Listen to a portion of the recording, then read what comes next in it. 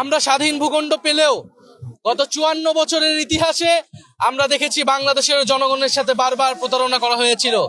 মুক্তিযুদ্ধের যে প্রতিশ্রুতি নিয়ে এই দেশ আমরা গঠন করেছিলাম, সেই দেশের আমরা বিনির্মাণ করতে পারি নাই।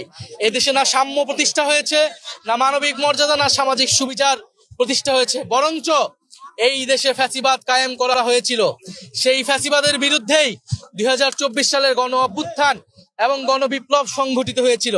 আমরা মনে করি 47 থেকে 71, 71 থেকে 24 যে ঐতিহাসিক লড়াই এই বঙ্গ জনপদের মানুষ করেছে, সেই লড়াই উদ্দেশ্যই আমরা সেই লড়াইকে ধারণ করে সামনের দিকের বাংলাদেশ আমরা বিনির্মাণ করতে চাই।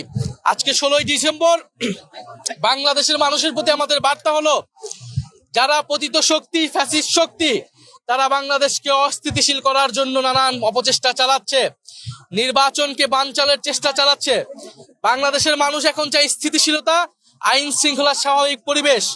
আমরা সরকারের প্রতি বারবার বলেছি, ওসমান হাদিকে যারা হত্যা করেছে, তাদেরকে যারা হত্যার চেষ্টা করেছে, গুলি চালিয়েছে, তাদেরকে এখনো গ্রেফতার করতে পারে নাই এই সরকার। আমাদেরকে আমাদের নিরাপত্তা নিজেদেরকেই নিশ্চিত করতে হবে। ফলে জনগণের মধ্যে আমাদের সেই সংগঠন লাগবে। জনগণকে আমরা আবার আহ্বান জানাবো, 5ই আগস্টের পরবর্তী সময়ে আমাদের নিজেদের নিরাপত্তা আমরা নিজেরাই নিশ্চিত করেছিলাম, তখন কোনো সরকার ছিল না, পুলিশ ছিল না। বাংলাদেশ সেই পরিস্থিতির দিকে যাচ্ছে। সরকার পুলিশের উপর নির্ভরশীল করে আমরা আমাদের জীবন, আমাদের জুলাই যোদ্ধাদের জীবনের নিরাপত্তা আমরা নিশ্চিত করতে পারবো না। ফলে মানুষকে সচেতন থাকার আহ্বান জানাচ্ছি। সামনের যে নির্বাচন, এই নির্বাচনটি হচ্ছে গণভোট। ফলে আগামী নির্বাচনে, আগামী গণভোটে সংস্কারের পক্ষে গণজোয়ার তৈরি হবে। আমরা সেই প্রত্যাশা রাখি। এনসিপির যারা এমপি পদপ্রার্থী রয়েছেন, তারা সংস্কারের পক্ষে, হ্যাঁ পক্ষে শাপলাকলি নিয়ে জনগণের দরজায় যাবেন। আমরা সংস্কারের পথে বাংলাদেশকে এগিয়ে নিয়ে যাব। আমরা কখনোই বাংলাদেশকে আর 5ই আগস্টের পূর্ববর্তী জায়গায় ফেরত নিব না।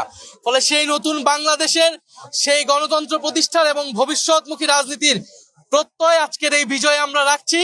এবং বাংলাদেশের জনগণের প্রতি আমাদের এই আহ্বান থাকবে যে আমরা ঐক্যবদ্ধ আছি। 71-এর দালালদের বিরুদ্ধে, 24-এর দালালদের বিরুদ্ধে আমরা বাংলাদেশের জনগণ, বাংলাদেশের তরুণরা ঐক্যবদ্ধ আছি।